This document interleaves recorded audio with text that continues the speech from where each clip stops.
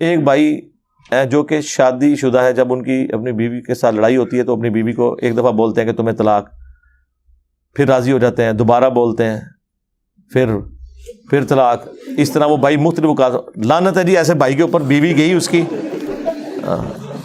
3 بار تے بول چکے ہیں، بار بار بولیں، کتنی بار بولیں گے؟ یہ تو اہل حدیث کے نزدیک بھی طلاق ہو چکی ہے، کیونکہ یہ تینوں الگ الگ مجالس میں ہو چکی ہے۔ تو یہ جو طلاق والا معاملہ ہے نا، انتہائی ناپسندیدہ چیز ہے۔ ابو داؤد میں حدیث ہے اللہ کو حلال چیزوں میں سب سے ناپسندیدہ طلاق ہے۔ کیوں؟ اس لیے کہ یہ پورے کا پورا اسلامی معاشرہ میاں بیوی کے بانڈ کے اوپر چل رہا ہے۔ طلاق کے بعد بچوں کا کیا بنے گا؟ معاشرے کے لیے ناسور ہوں گے۔ یہاں تو ستیلی مائیں بچوں کا مینٹل ماڈل بدل دیتی ہیں، اور جہاں طلاق ہو جائے وہاں آپ کیا ایکسپیکٹ کریں گے؟ یہ کیا ہوگا؟ اس وجہ سے اسلام نے تو اسے ناپسند کیا۔ سب سے بڑی چیز جس پہ طلاق ہو سکتی تھی وہ بے حیائی ہے، تو سورہ نساء میں آیا کہ اگر عورت بے حیائی کرے تو اسے اپنے بستر سے الگ کرو، پھر بھی نہ باز آئے تو اسے مارو، لیکن مارنا اتنا نہیں ہے کہ اس کا کوئی حلیہ بگاڑ دینا ہے، چہرے پہ نہیں مارنا، یعنی جس طرح چھوٹے بچے کو ڈانٹ ڈپٹ کی جاتی ہے۔ اب وہ تو بڑا اچھا موقع تھا کہ اللہ تعالیٰ کہتا کہ ڈائریکٹ طلاق دے دو، ایسی تیسی زنانی دی، تو آخری درجے تک اوائڈ کیا جاتا ہے۔ بخاری مسلم میں حدیث ہے کہ عورت ٹیڑھی پسلی سے پیدا ہوئی ہے، اسے سیدھا کرنے کی کوشش نہ کرو، توڑ بیٹھو گے اس سے نفع حاصل کرو، اور اسے توڑنا، اسے طلاق دینا ہے، توڑ بیٹھو گے۔ نبی علیہ السلام کو اپنی بیویوں سے تکلیف نہیں اٹھانی پڑی، یہ حدیثوں میں تو بہت تفصیل سے آیا ہے، قرآن میں ہی پڑھ لیں سورہ الاحزاب کے اندر پارہ نمبر 21 کا آخری حصہ سارا ہی اس لیول تک کہ اللہ کو یہ آیات نازل کرنی پڑی، اے نبی اپنی بیویوں سے فرماؤ کہ اگر تم دنیا کا مال اور دنیا کی عیش چاہتی ہو تو آؤ میں تمہیں دے کے تو طلاق دے دیتا ہوں، اور اگر تم اللہ، اس کا رسول اور آخرت کا گھر چاہتی ہو تو اسی مفلسی کی حالت میں میرے نبی کے ساتھ فقر کی حالت میں گزارا کرو۔ تو یہ تو عورتوں سے تکلیف تو اٹھانی پڑتی ہے۔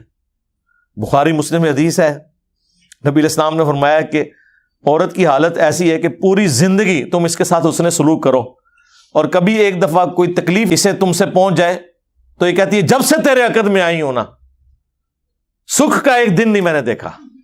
یہ بخاری مسلم دونوں میں حدیث ہے، اور یقین کریں اس کا تجربہ بارہا ہم خود بھی کر چکے ہیں،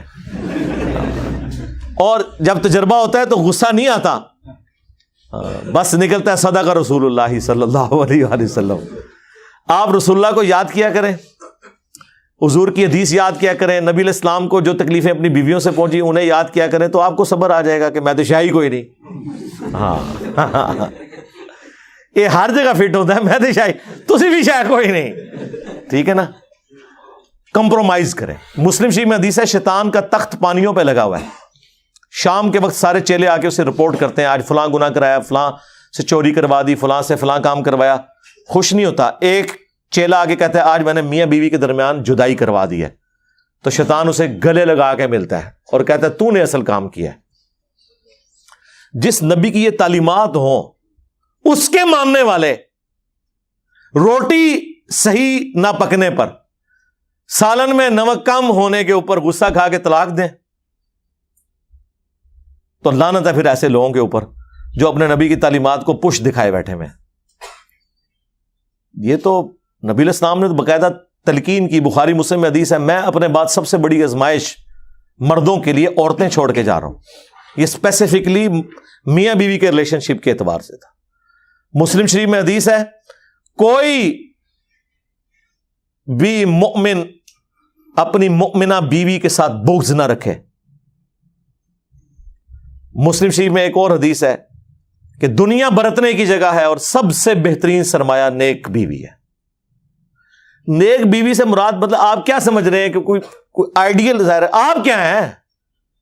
یہ دیکھیں نا، لوگ اپنے آپ کو دیکھتے نہیں ہیں، اور وہ لوگ جو لڑکیوں کے کالجز کے باہر اسلامی بہنوں کی خدمت کے لیے کھڑے ہوتے ہیں، ان سے بھی آپ ذرا پوچھیں نا کہ یہ جو عورت ہے اس سے تو شادی کرے گا جس کے پیچھے باہر ہو گئے گا، لعنت بھیجو، ایسا نہیں زنانی منو چاہیے ہے۔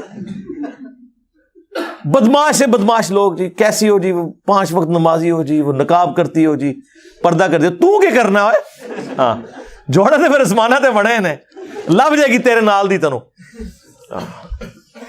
تو یہ دیکھیں کہ آپ جو حرکتیں کرتے ہیں نا اس کے بعد آپ یہ ایکسپیکٹ نہ کریں کہ آپ کے ساتھ وہ والے معاملات نہیں ہوں گے. آپ جس طرح کے ہیں آپ کے ساتھ ویسا ہوگا.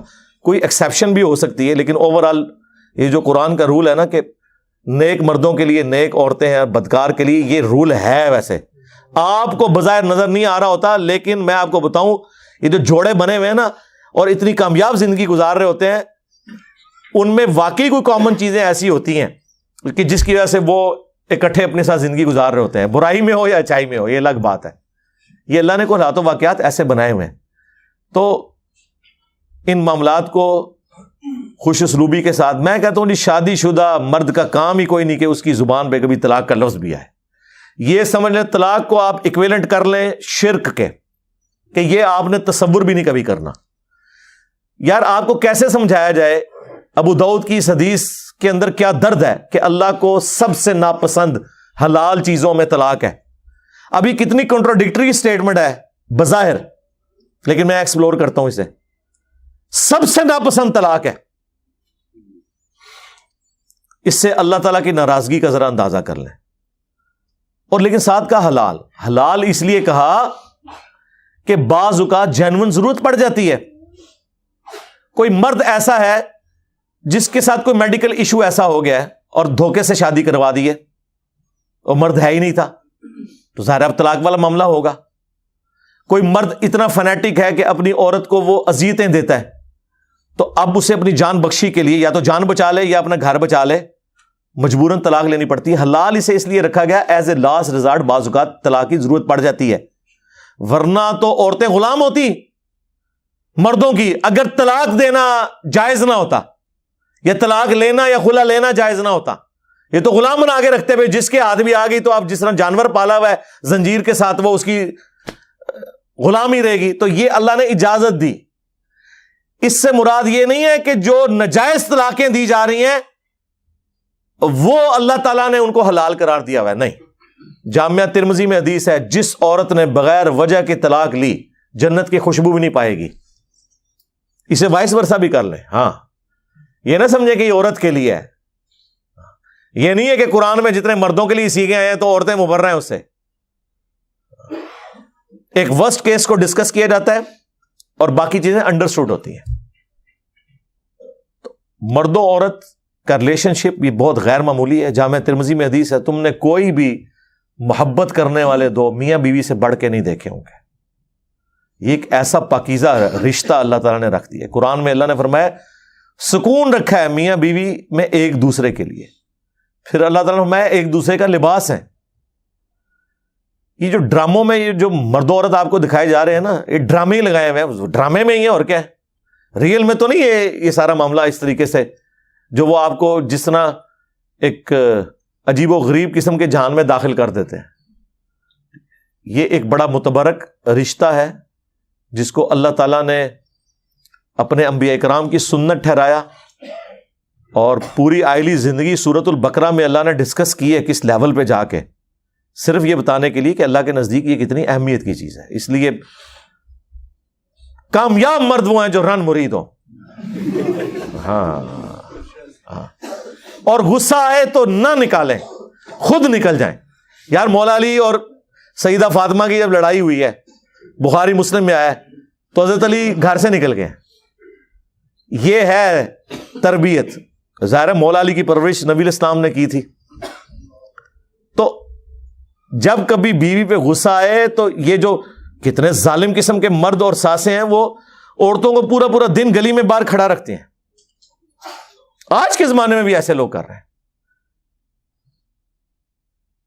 جبکہ حضرت علی علیہ السلام کا اختلاف ہوا ہے, یہ چھوڑ دیں غلطی فاطمہ کی تھی یا علی کی, تو سیکنڈری چیز ہے. حضرت علی ڈومیننٹ ہونے کے باوجود شیر خدا, تو اڈے ورگا کوئی بزدل مرد نہیں, شیر خدا ہو کے گھر سے باہر نکل گئے. کیوں؟ اس کی وجہ یہی ہے کہ اس رشتے کو آپ نے اسی طریقے سے نبھانا ہے. وہ جو بخاری مسلم میں حدیث ہے, نبی علیہ السلام اپنی بیویوں سے 1 مہینے کے لیے ناراض ہو گئے تھے اور گھر کی چھت پہ شفٹ ہو گئے تھے, ایلا کیا تھا آپ نے, اور پھر آیات نازل ہوئیں. اسی دوران حضرت عمر کہتے ہیں میں ملنے گیا, پہلے تو امہات المومنین اپنی بیٹی کو جا کے ڈانٹا کہ یہ تم لوگ یہ کر رہی ہو. پھر حضور کے پاس آئے اور کہتے ہیں میں نے کوشش کی کہ بھئی حضور کو ہنسانے کی کوشش کروں, اور جب میں چھت پہ چڑھا تو ایک کونے میں چھوٹا سا مشکیزہ لٹکا ہوا ہے, ایک چٹائی پہ حضور لیٹے ہوئے ہیں, اوپر بھی چادر کوئی نہیں, صرف تہمت باندھی ہوئی ہے. آپ اٹھے ہیں, جسم پہ چٹائی کے نشان. حضرت عمر نے رونا شروع کر دیا, یا رسول اللہ کیسر و کس طرح دنیا کے مزے لوٹ رہے ہیں اور آپ اللہ کے پیغمبر ہو کے یہ آپ کی حالت ہے. آپ نے فرمایا لگتا ہے عمر ابھی بھی دنیا کی حقیقت تم پہ نہیں کھلی, کیا تم اس پہ راضی نہیں ہو کہ کیسر و کس طرح دنیا کے مزے لوٹیں اور ہم آخرت کی سعادت. پھر سرکار حضرت عمر کا قبلہ ایسا صحیح ہوا ہے کہ نہ حرام کھایا نہ کھانے دیا کسی کو. اس طرح سٹرکٹ مینجمنٹ انہوں نے رکھی ہے اپنے دور میں. جس نے یہ سارے منظر خود دیکھے ہوں اور اگر وہ واقعی جینون مومن ہو تو وہ اسی طریقے سے اپنے پیغمبر کو فالو کرے گا. پھر وہ بخاری مسلم کے الفاظ ہیں, کہتے ہیں میں نے اب سوچا میں حضور کو کوئی ایسی بات سناؤں کہ آپ کا موڈ آف ہے تو آپ ہنسیں. تو کہتے ہیں یا رسول اللہ دیکھیں جب ہم مکے میں تھے کس طرح ہماری بیویاں ہماری یعنی وہ کیا ہم کوئی غلام ہیں, ہاں کس طرح یہ ہماری اوبیڈینٹ ہوتی تھی. جب سے مدینہ شریف ہم آئے ہیں تو یہاں انصار کی عورتوں نے تو اپنے جڑوں کو دبا کے رکھا ہوا ہے. ان کو دیکھ کے ہماری بیویاں بھی دیکھیں کتنی شیر ہو گئی ہیں, اور ہم پہ یہ واقعی جی عرب کے لوگ وہ تو کسی مرد کی بات نہیں سنتے تھے, عورت ان کے سامنے بول جائے چسک جائے. ہوں بھی تسی دیکھ لو عربی نے کس طریقے سے اپنی عورتوں کو رکھا ہوا ہے انہوں نے, وہ ان کے اندر ایک مزاج ہے. یہ کوئی ان کے لیے تعریفی جملے نہیں ہیں, یہ ان کی عادت بتا رہا ہوں. لیکن اسلام نے کیسا انہیں مغلوب کیا کہ وہ اسلام کی وجہ سے پھر بیویوں کی ساری چیزوں کو ٹالریٹ کرتے تھے.